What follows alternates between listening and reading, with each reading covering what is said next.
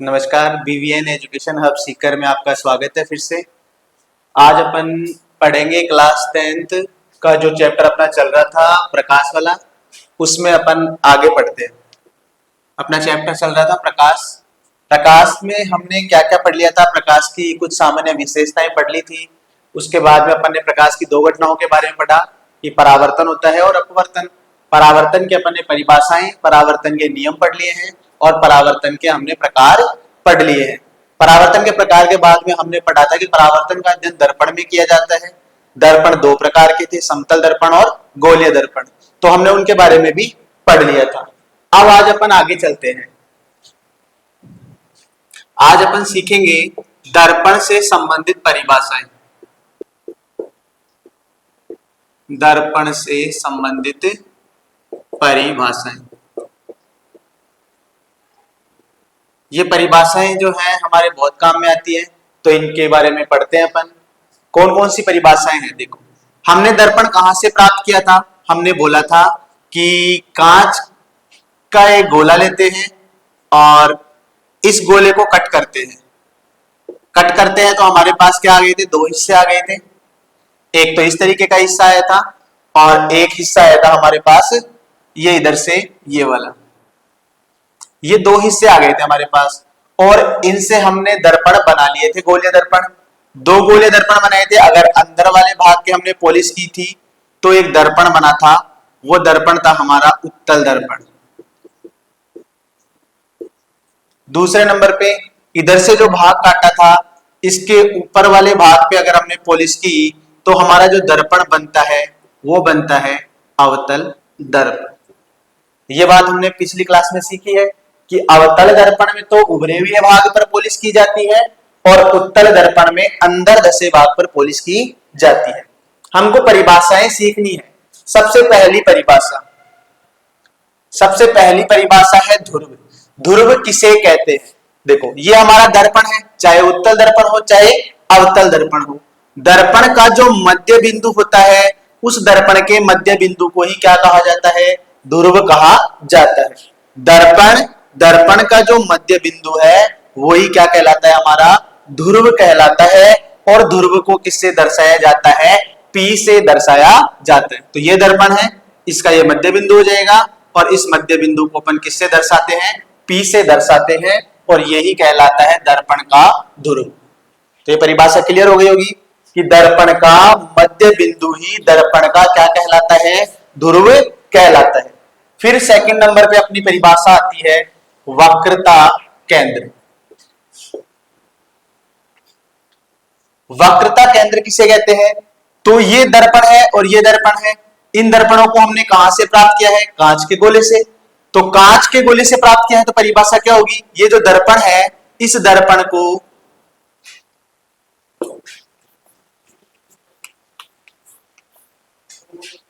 वक्रता केंद्र किसे कहेंगे? ये जो हमारा दर्पण था, ये दर्पण किसी न किसी गोले का कटा हुआ भाग है, कांच के गोले का। तो इस गोले का जो केंद्र होगा वो केंद्र ही क्या कहलाता है? दर्पण का वक्रता केंद्र कहलाता है और वक्रता केंद्र को C से दर्शाया जाता है। वक्रता केंद्र किसे कहेंगे? ये हमारा दर्पण था।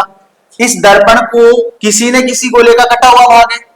तो ये दर्पण जिस गोले का कटा हुआ भाग होता है, उस गोले का जो केंद्र होगा वही हमारा दर्पण का वक्रता केंद्र कहलाता है। और वक्रता केंद्र को अपन किससे दर्शाते हैं? C से दर्शाते हैं।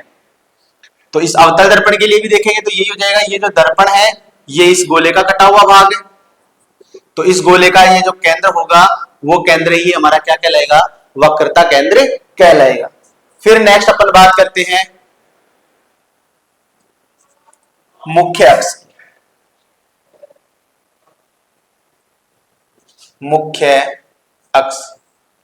मुख्य अक्ष किसे कहेंगे? देखो, तो इसका काम हो गया। तो ये डॉट वाली लाइन तो मैं मिटा देता हूं, ये इसमें भी मिटा देते हैं। हमारा वक्रता केंद्र आ गया यहां से। नेक्स्ट बात करते हैं अपन किस पे? मुख्य अक्ष पे। तो ये जो ध्रुव है और ये जो वक्रता केंद्र है, ध्रुव और वक्रता केंद्र से एक सीधी रेखा गुजरती है। इस सीधी रेखा को ही क्या नाम दिया गया है? मुख्य अक्ष कहते हैं। मुख्य अक्ष। ये दर्पण का ध्रुव है P, ध्रुव P और वक्रता केंद्र C से गुजरने वाली सीधी रेखा ही क्या कहलाती है? दर्पण का मुख्य अक्ष कहलाती है। सेम इसमें भी ऐसे कर देंगे, ये दर्पण का वक्रता केंद्र और ये जो ध्रुव है इससे गुजरने वाली ये सीधी रेखा क्या कहलाएगी? हमारा मुख्य अक्ष कहलाती है। तीन परिभाषाएं यहाँ पे क्लियर हो गई होगी। सबसे पहले हमने पढ़ा है ध्रुव किसे कहेंगे? दर्पण का मध्य बिंदु ही दर्पण का ध्रुव कहलाता है।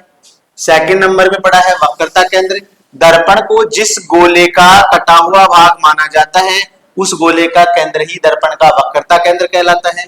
थर्ड नंबर पे हमने पढ़ा है मुख्य अक्ष, तो ध्रुव P और वक्रता केंद्र C से गुजरने वाली सीधी रेखा ही क्या कहलाती है? दर्पण का मुख्य अक्ष कहलाती है।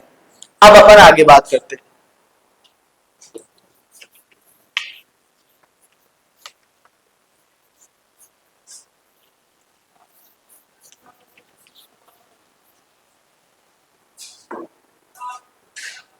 आगे अपन देखते हैं वक्रता त्रिज्या। वक्रता त्रिज्या को R से दर्शाया जाता है, कैपिटल R से दर्शाते हैं। वक्रता त्रिज्या को कैपिटल R से अपन दर्शाते हैं। तो इधर देखो, ये हमारा क्या है? दर्पण है। दर्पण के मध्य बिंदु को हमने क्या बोला था? अभी ध्रुव कहा था। दर्पण को जिस गोले का कटा हुआ भाग मानते हैं उस गोले का केंद्र क्या कहलाया? वक्रता केंद्र। वक्रता केंद्र और ध्रुव P से, वक्रता केंद्र और ध्रुव P से गुजरने वाली सीधी रेखा क्या कहलाई? हमारी मुख्य अक्ष। अब अपन बात करते हैं किसकी? वक्रता त्रिज्या की। वक्रता त्रिज्या किसे कहते हैं? ध्रुव P से लेकर वक्रता केंद्र के बीच की ये जो सीधी दूरी है, ये दूरी ही क्या कहलाती है? वक्रता त्रिज्या कहलाती है। क्या कहलाती है? ये वक्रता त्रिज्या। तो यहां से चालू करेंगे और यहां तक वक्रता त्रिज्या कहलाएगी। ध्रुव P से लेकर वक्रता केंद्र C के बीच की जो ये सीधी दूरी है, यहां से यहां तक की ये दूरी ही कहलाती है वक्रता त्रिज्या। और वक्रता त्रिज्या को अपन R से दर्शाते हैं। फिर नेक्स्ट अपन बात करते हैं किस पे? 5 नंबर पे चलते हैं अपन मुख्य फोकस पे। मुख्य फोकस, और मुख्य फोकस को किससे दर्शाते हैं अपन? कैपिटल F से दर्शाते हैं। मुख्य फोकस किसे कहेंगे? देखो, ये हमारा दर्पण है, ये मुख्य अक्ष है। तो अपन दर्पण के लिए जो परिभाषाएं हैं मुख्य फोकस की, वो दोनों के लिए अलग अलग पढ़ेंगे। ये मुख्य अक्ष, देखो मुख्य अक्ष के समांतर अगर कोई प्रकाश किरण अपन गुजारते हैं, ये प्रकाश किरण गई मुख्य अक्ष के समांतर, जब ये अवतल दर्पण से टकराएगी, ये दर्पण कौन सा है? हमारा अवतल दर्पण। तो जब ये अवतल दर्पण से टकराएगी तो परावर्तन होगा, और परावर्तन के पश्चात ये मुख्य अक्ष के जिस बिंदु से गुजरती है, मुख्य अक्ष के जिस बिंदु से गुजरती है वो बिंदु ही हमारा कहलाता है मुख्य फोकस। क्या कहलाता है? वही हमारा मुख्य फोकस। एक बार फिर से देखना, मुख्य फोकस किसे कहेंगे? अवतल दर्पण का मुख्य अक्ष है, मुख्य अक्ष के समांतर कोई प्रकाश किरण जा रही है तो अवतल दर्पण से जैसे ही टकराएगी परावर्तन होगा, और परावर्तन के दौरान मुख्य अक्ष के जिस बिंदु से ये गुजरी, यहां से गुजर रही है ये, तो ये बिंदु ही हमारा क्या कहलाएगा? मुख्य फोकस कहलाएगा, अवतल दर्पण का मुख्य फोकस। और मुख्य फोकस को किससे दर्शाते हैं अपन? कैपिटल F से दर्शाते हैं। तो ये हो जाएगी किसके लिए? अवतल दर्पण के लिए। नेक्स्ट इसी में देखो उत्तल दर्पण के लिए, तो यहां पर अपन उत्तल दर्पण बनाते हैं। तो ये उत्तल दर्पण बना लेते हैं अंदर वाले भाग पर पॉलिश करके। ये इसका मध्य बिंदु क्या कहलाएगा? ध्रुव, और जिस गोले का कटा हुआ भाग मानेंगे वो क्या कहलाएगा? वक्रता केंद्र। देखो तो, और वक्रता केंद्र और ध्रुव से गुजरने वाली ये जो सीधी रेखा है ये क्या कहलाएगी? हमारा मुख्य अक्ष। मुख्य अक्ष। तो अब उत्तल दर्पण के लिए हमको निकालनी है, उत्तल दर्पण के लिए बतानी है मुख्य फोकस की परिभाषा। तो ये हमारे मुख्य अक्ष है, मुख्य अक्ष के समांतर कोई प्रकाश किरण जाती है, जैसे ही उत्तल दर्पण से टकराएगी तो उत्तल दर्पण क्या कर देता है? इसको फैला देता है। जब इस किरण को पीछे की ओर बढ़ाते हैं दर्पण के पीछे, तो ये मुख्य अक्ष के जिस बिंदु से गुजरती हुई प्रतीत होती है, जा तो इधर रही है लेकिन जैसे ही इसको पीछे की तरफ बढ़ाएंगे तो मुख्य अक्ष के जिस बिंदु से गुजरती हुई प्रतीत होगी वो बिंदु हमारा कहलाता है उत्तल दर्पण का मुख्य फोकस। तो यहां पर तो वास्तव में गुजरती है अवतल दर्पण में, तो ये होता है अवतल दर्पण का मुख्य फोकस। और उत्तल दर्पण में ये किरण को पीछे की ओर अगर अपन बढ़ाते हैं तो गुजरती हुई प्रतीत होती है, तो इस बिंदु को कहेंगे अपन उत्तल दर्पण का मुख्य फोकस। तो ये हो गई हमारी मुख्य फोकस की परिभाषा। फिर अपन चलते हैं फोकस दूरी पे कि फोकस दूरी क्या होती है। फोकस दूरी, और फोकस दूरी को अपन दर्शाते हैं स्मॉल एफ से। किससे दर्शाते हैं? स्मॉल एफ से। फोकस दूरी किसे कहते हैं? तो ये ध्रुव है और ये जो मुख्य फोकस है इसके बीच की जो सीधी दूरी है ये दूरी हमारी कहलाती है मुख्य फोकस दूरी। तो यहां से लेकर ये जो दूरी है ध्रुव से लेकर फोकस के बीच की दूरी को अपन क्या कहते हैं? फोकस दूरी कहते हैं। इसमें कहां से आ जाएगी? इसमें यहां से आ जाएगी। ध्रुव से लेकर ये फोकस के बीच की दूरी जो है वो फोकस दूरी हमारी कहलाती। तो ये फोकस दूरी बता दोगे, ध्रुव से नापोगे, ध्रुव से लेकर कहां तक जाओगे? फोकस तक जाओगे। तो ध्रुव से लेकर मुख्य फोकस के बीच की जो सीधी दूरी है वो दूरी ही हमारी कहलाती है फोकस दूरी। फिर अगर अपन आगे चलते हैं, अपने परिभाषा आती है द्वारक। द्वारक किसे कहते हैं? तो ये जो हमारा दर्पण है, दर्पण के मध्य बिंदु और अंतिम बिंदु के बीच की जो सीधी दूरी है वो सीधी दूरी क्या कहलाती है? द्वारक कहलाती है। ये हमारा दर्पण है, ये दर्पण का एक बिंदु ये है और एक ये अंतिम बिंदु मान लेते हैं। तो इसके बीच की जो सीधी दूरी है इस दूरी को ही अपन क्या कहते हैं? द्वारक कहते हैं। क्या कहते हैं इसको? द्वारक। तो दर्पण के प्रारंभिक बिंदु और अंतिम बिंदु के बीच की सीधी दूरी क्या कहलाती है? दर्पण का द्वारक कहलाती है। तो ये कुछ परिभाषाएं हैं जो अपने काम में आएंगी आगे। सबसे पहले हमने ध्रुव के बारे में पढ़ा है। ध्रुव किसे कहा है हमने? दर्पण के मध्य बिंदु को दर्पण का ध्रुव कहा है। ध्रुव को अपन P से दर्शाते हैं। सेकंड नंबर पे हमने वक्रता केंद्र पढ़ा है कि इस दर्पण को जिस गोले का कटा हुआ भाग हम मानते हैं उस गोले का केंद्र ही दर्पण का वक्रता केंद्र कहलाता है और वक्रता केंद्र को C से दर्शाया जाता है। फिर पढ़ा मुख्य अक्ष। मुख्य अक्ष किसे कहा है? वक्रता केंद्र C और ध्रुव P, इन दोनों से गुजरने वाली जो सीधी रेखा होगी वो हमारी कहलाती है मुख्य अक्ष। फिर हमने पढ़ा है वक्रता त्रिज्या। वक्रता त्रिज्या को R से दर्शाते हैं। तो वक्रता त्रिज्या किसे कहा? ध्रुव से लेकर वक्रता केंद्र के बीच की जो सीधी दूरी है वो सीधी दूरी क्या कहलाती है? वक्रता त्रिज्या कहलाती है और इसको R से दर्शाते हैं। इसके लिए ये जो ध्रुव है तो ध्रुव से लेकर ये वक्रता केंद्र यहां के बीच की दूरी कहलाएगी वक्रता त्रिज्या। फिर हमने पढ़ा है मुख्य फोकस। दोनों के लिए अलग है, अवतल दर्पण के लिए अलग और उत्तल दर्पण के लिए अलग। अवतल दर्पण के लिए क्या बोला?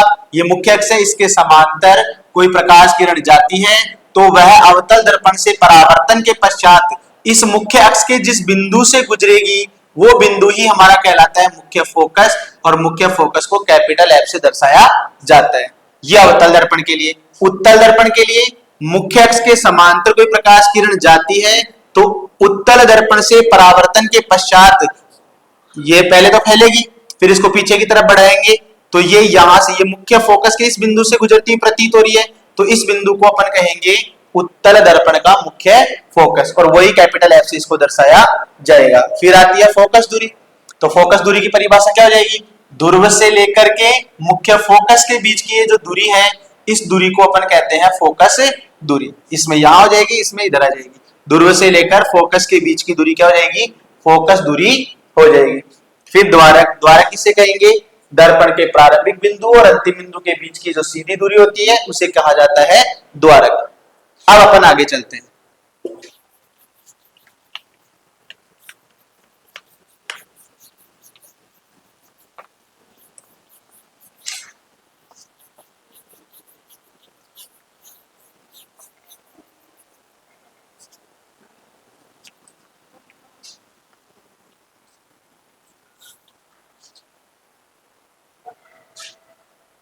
अभी हमने पढ़ा है कि जो फोकस दूरी है और वक्रता त्रिज्या, तो यहां पर एक पर्सन बनता है वक्रता त्रिज्या R व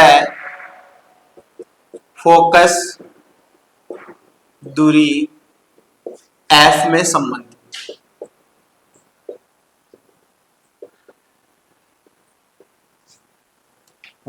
त्रिज्या और फोकस दूरी में क्या संबंध है?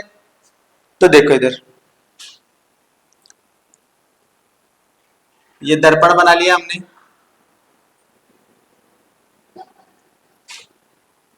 ये हमारा ध्रुव, और ये दर्पण को जिस गोले का कटा हुआ भाग मानते हैं ये वक्रता केंद्र, दोनों से गुजरने वाली सीधी रेखा हो जाएगी हमारी मुख्य अक्ष। ठीक है, तो यहां पर और फिर ये इन दोनों के बीच का बिंदु हो जाता है मुख्य फोकस। मुख्य फोकस जो किरण गुजारेंगे वो टकरा के जिस बिंदु से गुजरती है वो फोकस होता है, और मुख्य फोकस वक्रता केंद्र और ध्रुव के एकदम बीच में होता है। तो हमने पढ़ना है वक्रता त्रिज्या और फोकस दूरी में क्या संबंध है। वक्रता त्रिज्या अभी हमने किसे कहा था? ध्रुव से लेकर वक्रता केंद्र के बीच की दूरी, ध्रुव से लेकर वक्रता केंद्र के बीच की दूरी वक्रता त्रिज्या r से दर्शाते हैं, और फोकस दूरी ध्रुव से लेकर मुख्य फोकस के बीच की जो दूरी है उसको अपन कहते हैं फोकस दूरी, स्मॉल f से इसको दर्शाते हैं। तो इन दोनों में क्या संबंध है? देखो ये जो फोकस दूरी है ये क्या होती है? इस वक्रता त्रिज्या की आधी होती है। फोकस दूरी वक्रता त्रिज्या की आधी होती है क्योंकि मुख्य फोकस कहां है? वक्रता केंद्र और ध्रुव के एकदम बीच में है, सेंटर में है। तो ये जो फोकस दूरी है ये क्या होती है? इस वक्रता त्रिज्या की आधी होती है। या फिर हम इसको ऐसे बोल सकते हैं कि ये जो वक्रता त्रिज्या है इस फोकस दूरी ये आधी है, तो इसको डबल कर देंगे तो क्या बन जाएगी? वक्रता त्रिज्या बन जाएगी। तो इसको दो तरीके से अपन कह सकते हैं कि पहले नंबर पे देखो कि वक्रता त्रिज्या फोकस दूरी की दो गुनी होती है, दो गुनी होती है। ये वक्रता त्रिज्या है, ये फोकस दूरी है, इसका डबल क्या होती है? वक्रता त्रिज्या होती है। तो इसको कैसे लिख देंगे? अर्थात वक्रता त्रिज्या को r से दर्शाते हैं और ये किसकी दो गुनी होती है? फोकस दूरी की। तो फोकस दूरी की इसको क्या कर देंगे? दो गुनी अपन बता देंगे कि वक्रता त्रिज्या क्या होती है? फोकस दूरी की दो गुनी होती है, क्योंकि फोकस दूरी इसका डबल करेंगे तो क्या आती है हमारे पास? वक्रता त्रिज्या आती है। या फिर इसको मैं ऐसे भी कह सकता हूं कि वक्रता त्रिज्या की आधी दूरी फोकस दूरी कहलाती है। वक्रता त्रिज्या की आधी दूरी क्या कहलाती है? फोकस दूरी कहलाती है। कैसे भाई? इसका डबल वक्रता त्रिज्या है तो इसका आधा कर देंगे, ये डबल है तो इसका आधा कर देंगे, तो ये क्या बच जाएगी? फोकस दूरी बच जाएगी। तो इसको कैसे लिख देंगे अपन? इसको बता देंगे कि जो फोकस दूरी होती है वो क्या होती है? वक्रता त्रिज्या r की क्या होती है? आधी होती है। आधी करेंगे तो दो का भाग दे देंगे, तो एक सूत्र यहां से मेरे पास बन के आ जाएगा f बराबर क्या होता है? r बटा 2। तो ये दो सूत्र आ गए हमारे पास, r बराबर 2f होता है या f बराबर r बटा 2 होता है। इसके द्वारा अपन कोई न्यूमेरिकल सॉल्व कर सकते हैं। तो यहां से वक्रता त्रिज्या और फोकस दूरी में संबंध क्या होता है कि वक्रता त्रिज्या फोकस दूरी की दो गुनी होती है, या तो ऐसे बोल देंगे या फिर कह देंगे कि वक्रता त्रिज्या की आधी दूरी क्या कहलाती है? फोकस दूरी कहलाती है। इस पे एग्जाम में न्यूमेरिकल भी आता है, तो वो न्यूमेरिकल देखते हैं अपन।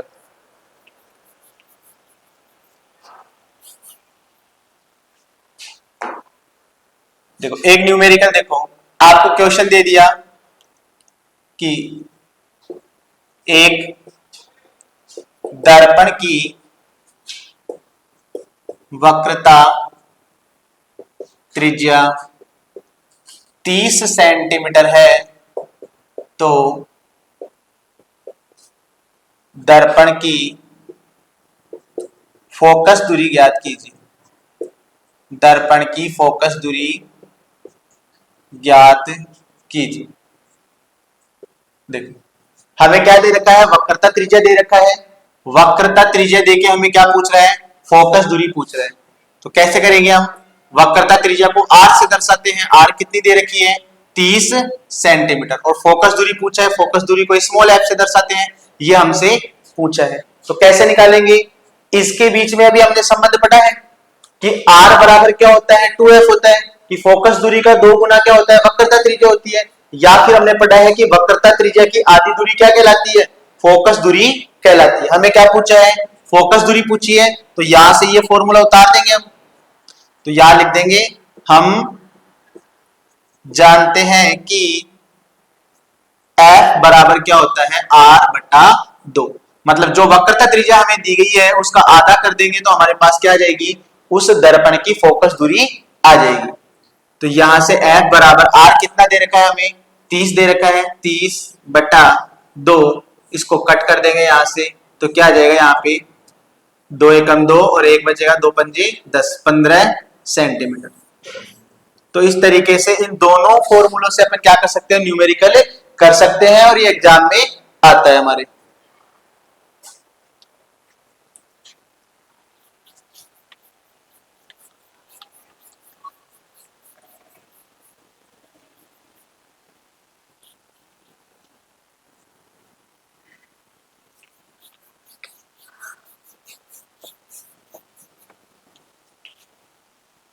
एक और न्यूमेरिकल देखो इसके दूसरे पे,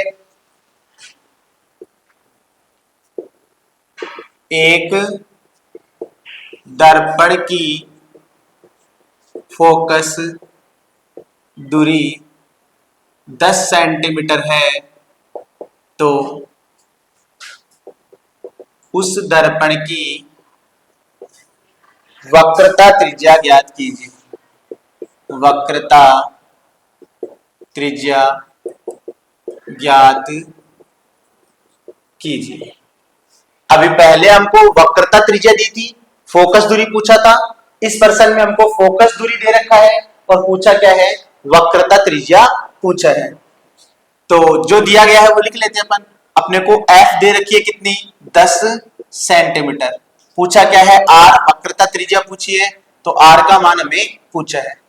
अभी हमने पढ़ा है R और F में क्या संबंध होता है, हम जानते हैं कि जो R होती है वो फोकस दूरी की 2 गुनी होती है। क्या पढ़ा है हमने, जो R वक्रता त्रिज्या है वो फोकस दूरी की 2 गुनी होती है। तो यहां से क्या आ जाएगा, R बराबर 2 गुणा F कितनी दे रखी है हमको, 10 दे रखी है। तो यहां से क्या आ जाएगा हमारे पास, 2 10 20 सेंटीमीटर। मतलब जिस दर्पण की फोकस दूरी 10 सेंटीमीटर है तो उसकी वक्रता त्रिज्या क्या हो जाएगी, उसकी डबल हो जाएगी। डबल क्यों हो जाएगी, क्योंकि हमें पता है कि फोकस दूरी का 2 गुना ही क्या होता है, वक्रता त्रिज्या होती है। तो इस प्रकार से छोटा सा न्यूमेरिकल है जो 1 नंबर का अपने एमसीक्यू में आता है। तो यहां से वक्रता त्रिज्या और फोकस दूरी में संबंध पता चल गया होगा। इसके बाद में अपन चलते हैं आगे दर्पण सूत्र पर।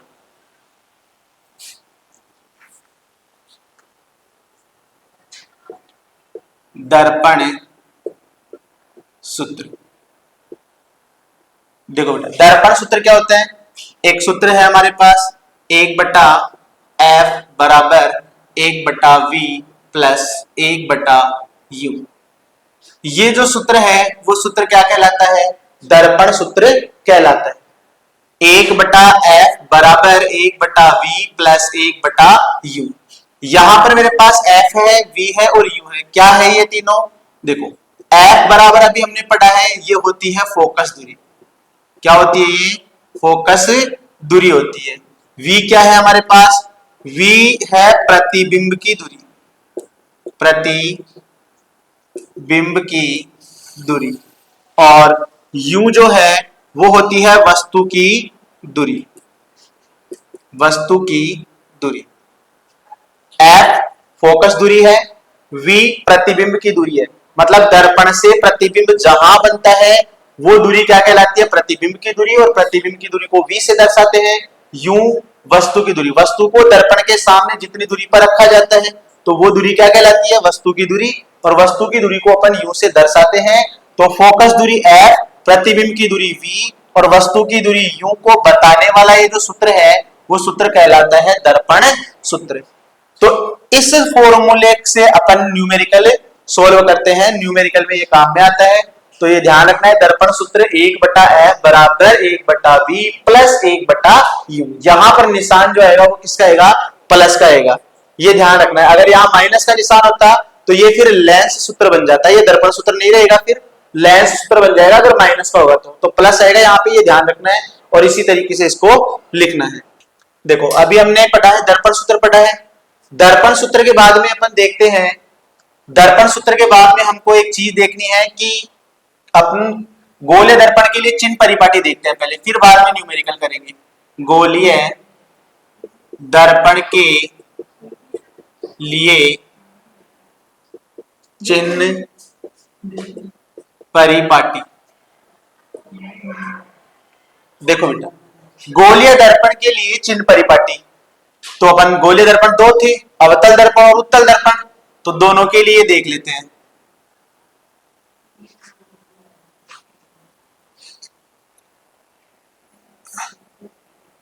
ये वाला दर्पण जिसके उभरे हुए भाग पर पॉलिश होगी वो दर्पण कौन सा बन जाएगा? अवतल दर्पण। ये मध्य बिंदु क्या बन जाएगा? ध्रुव। दर्पण को जिस गोले का कटा हुआ भाग मानते हैं वो बन जाएगा हमारा वक्रता केंद्र। वक्रता केंद्र और ध्रुव से गुजरने वाली ये सीधी रेखा हमारी क्या बन जाएगी? मुख्य अक्ष। मुख्य अक्ष। और वक्रता केंद्र C और ध्रुव P के बीच में हमारा क्या स्थित होता है? मुख्य फोकस स्थित होता है। अब देखो, सबसे पहली बात, वस्तु जो होती है वो दर्पण के हमेशा बाईं ओर रखी जाती है। वस्तु हमेशा कहां रखी जाती है? वस्तु हमेशा दर्पण के बाईं ओर रखी जाती है। तो ये वस्तु हमेशा किधर रखी जाएगी? बाईं ओर रखी जाएगी। देखो, ये इस साइड में अपन मान लेते हैं इसको प्लस एक्स अक्ष, इस साइड में होता है माइनस एक्स अक्ष, ऊपर की तरफ होता है प्लस वाई एक्स और नीचे की तरफ होता है माइनस वाई एक्स। बहुत इंपॉर्टेंट है, ये जब चीजें सीखेंगे तो ही अपन न्यूमेरिकल कर पाएंगे। तो पहली बात हमने बोली है वस्तु हमेशा बाईं ओर रखी जाती है। तो एक चीज देखना, ये जो ध्रुव है यहां वस्तु रखी गई है, तो ध्रुव से लेकर यहां तक की जो दूरी है वस्तु तक की, वस्तु से लेकर या ध्रुव से लेकर वस्तु तक की दूरी को अपन बोलते हैं वस्तु की दूरी, और वस्तु की दूरी को यू से दर्शाते हैं। किससे दर्शाते हैं? यू से। तो पहली चीज देखो, ये वस्तु की दूरी प्लस में आएगी या माइनस में आएगी, ये चीज सीखनी है। तो सभी दूरियां सबसे पहले तो किससे मापते हैं? ध्रुव से मापते हैं। सभी दूरियां कहां से मापते हैं? ध्रुव से मापते हैं। सेकंड चीज, वस्तु बाईं ओर रखी गई है, बाईं ओर की दूरियां देखो माइनस एक्स अक्ष है, तो माइनस एक्स अक्ष की तरफ की सारी दूरियां क्या होती है? ऋणात्मक होती है। तो वस्तु की दूरी u का मान हमेशा ही किसमें आएगा? ऋणात्मक आएगा। वस्तु की दूरी u का मान क्या आएगा? ऋणात्मक आएगा। चाहे दर्पण अवतल हो चाहे उत्तल हो, वस्तु हमेशा बाईं ओर रखी जाती है। बाईं ओर की दूरियां माइनस एक्स अक्ष के अनुदिश होती है, तो बाईं ओर की दूरियां ऋणात्मक होगी। तो वस्तु की दूरी u जो है उसका मान हमेशा ही क्या रहेगा? ऋणात्मक रहेगा। तो ये इधर लिखते चलते हैं अपन। क्या बोला है कि वस्तु की दूरी जो है u, इसका मान हमेशा ही क्या रहेगा? ऋणात्मक। पहली बात, हमेशा ही ऋणात्मक रहेगा क्योंकि ये बाईं ओर की दूरी है, और बाईं ओर की दूरियां माइनस एक्स अक्ष के अनुदिश होती है, तो ये दूरी हमेशा ही क्या रहेगी? ऋणात्मक रहेगी। अब देखो, अवतल दर्पण के लिए देखने अपन, ये दर्पण कौन सा है हमारा? अवतल दर्पण। क्योंकि इसके उभरे हुए भाग पर पॉलिश है, तो ये दर्पण अवतल दर्पण है हमारा। अवतल दर्पण में फोकस किस साइड में होता है? माइनस एक्स अक्ष के अनुदिश या बाईं ओर होता है। ये वाली साइड कौन सी है हमारी? बाईं तरफ, बाईं ओर। ये वाली साइड कौन सी है? दाईं ओर। और ये वाली ऊपर की तरफ है, नीचे से ऊपर की ओर। और यहां से एक और साइड ले लेते हैं अपन, ये नीचे की ओर ले लेते हैं, नीचे की ओर। तो बाईं ओर की सभी दूरियां क्या होगी? ऋणात्मक होगी, क्योंकि बाईं ओर की दूरियां ऋणात्मक होती है क्योंकि ये माइनस अक्ष के अनुदिश होती है। दाईं ओर की जो दूरियां है वो प्लस अक्ष के अनुदिश होती है, तो दाईं ओर की सभी दूरियां क्या होगी? धनात्मक होंगी। ऊपर की ओर की सभी दूरियां देखो प्लस वाई एक्स है ऊपर की ओर, तो ऊपर की ओर की सभी दूरियां प्लस वाई एक्स के अनुदिश होती है, तो ये धनात्मक होती है। और नीचे की ओर की दूरियां माइनस वाई एक्स के अनुदिश होती है, तो नीचे की ओर की सभी दूरियां क्या होती है? ऋणात्मक होती है। ये चीज हमें ध्यान में रखनी है। तो सेकंड नंबर पे अपन लिख लेते हैं बाईं ओर की दूरी ऋणात्मक, दाईं ओर की दूरी धनात्मक, ऊपर की ओर की दूरी, ऊपर की ओर की दूरी धनात्मक और नीचे की ओर की दूरी रहेगी ऋणात्मक। ये बात हमें ध्यान देनी है कि बाईं ओर की दूरियां सारी ऋणात्मक होगी क्योंकि बाईं ओर माइनस एक्स अक्ष है, दाईं ओर की दूरियां धनात्मक होगी क्योंकि दाईं ओर प्लस एक्स अक्ष है, ऊपर की ओर की दूरियां प्लस धनात्मक होगी क्योंकि ऊपर की ओर क्या स्थित है, प्लस वाई एक्स स्थित है, नीचे की ओर की सभी दूरियां ऋणात्मक होंगी क्योंकि नीचे माइनस वाई एक्स स्थित है। ये बात हमें ध्यान में देनी है। इस आधार पर अपन देखो बताएंगे, ये हमारा दर्पण अवतल दर्पण है, अवतल दर्पण की फोकस दूरी, अवतल दर्पण की जो फोकस दूरी है वो क्या होगी, ऋणात्मक, क्योंकि फोकस अवतल दर्पण का किस साइड में है, बाईं तरफ, और बाईं तरफ की सारी दूरियां क्या होंगी, ऋणात्मक होगी। तो अवतल दर्पण की फोकस दूरी हमेशा ऋणात्मक होगी। ये वक्रता केंद्र है, तो इधर ये जो वक्रता त्रिज्या है इसका मान भी क्या होगा, हमेशा ऋणात्मक होगा। तो यहां पर एक चीज लिख लेते हैं अपन तीसरे नंबर पे, अवतल दर्पण की फोकस दूरी हमेशा ही ऋणात्मक होगी क्योंकि अवतल दर्पण का फोकस बाईं ओर होता है, माइनस एक्स अक्ष की तरफ होता है, तो इसकी फोकस दूरी और वक्रता त्रिज्या हमेशा ही क्या होगी, ऋणात्मक होगी। तो यहां अपन लिख लेते हैं अवतल दर्पण, अवतल दर्पण की फोकस दूरी, अवतल दर्पण की जो फोकस दूरी है उसका मान हमेशा ही क्या रहेगा, ऋणात्मक रहेगा, सदैव ऋणात्मक रहेगा। वह वक्रता त्रिज्या, वक्रता त्रिज्या को आर से दर्शाते हैं और इसका मान भी क्या रहेगा, हमेशा ही ऋणात्मक रहेगा। किसके लिए, अवतल दर्पण के लिए। अवतल दर्पण की फोकस दूरी f और वक्रता त्रिज्या r का मान सदैव ऋणात्मक रहता है क्योंकि ये बाईं ओर की दूरियां है। किधर की दूरियां है, ये बाईं ओर की दूरियां है, माइनस अक्ष के अनुदिश होती है, तो ये ऋणात्मक होंगी। फिर अपन आगे चलते हैं, देखो अपन ने सीखा है प्रतिबिंब। तो देखो अवतल दर्पण में जब अपन प्रतिबिंब बनाते हैं तो 5 प्रतिबिंब तो इधर ही बनते हैं बाईं ओर ही। तो प्रतिबिंब की दूरी, जैसे मान लो यहां प्रतिबिंब बन रहा है, फोकस पे बनता है, वक्रता केंद्र और फोकस के बीच में बनता है, वक्रता केंद्र पे बनता है, वक्रता केंद्र और यहाँ पर अनंत आता है, अनंत के बीच में बनता है और अनंत पे बनता है। ये कुल 5 प्रतिबिंब तो बाईं ओर बनते हैं। जैसे सपोज यहाँ प्रतिबिंब बन रहा है, ये नीचे तीर की निशान है, तो यहां से यहां तक की जो दूरी है वो प्रतिबिंब की दूरी कहलाती है।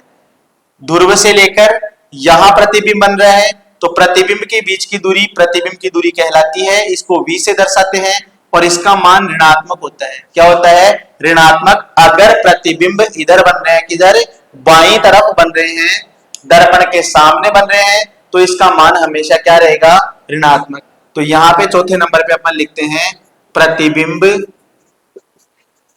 की दूरी, प्रतिबिंब की दूरी v जो है इसका मान ऋणात्मक रहता है और उस साइड में जो प्रतिबिंब बनेंगे वो नीचे की तरफ बन रहे हैं, नीचे की तरफ बनने वाले प्रतिबिंब को बोलते हैं वास्तविक। तो यहां पे मैं एक शब्द लिख देता हूं, वास्तविक प्रतिबिंब, वास्तविक प्रतिबिंब। तो वास्तविक प्रतिबिंब के लिए प्रतिबिंब की दूरी v का मान ऋणात्मक रहेगा, v का मान ऋणात्मक रहेगा। अगर प्रतिबिंब इस साइड में बन रहा है, मुख्य अक्ष के नीचे बन रहा है, ये मुख्य अक्ष थी, इसके नीचे की तरफ बन रहा है तो उसको वास्तविक प्रतिबिंब कहते हैं। और वास्तविक प्रतिबिंब के लिए v का मान हमेशा ऋणात्मक रहता है। लेकिन एक प्रतिबिंब जब वस्तु फोकस और ध्रुव के बीच में आ जाती है तो प्रतिबिंब दर्पण के पीछे मुख्य अक्ष के ऊपर चला जाता है।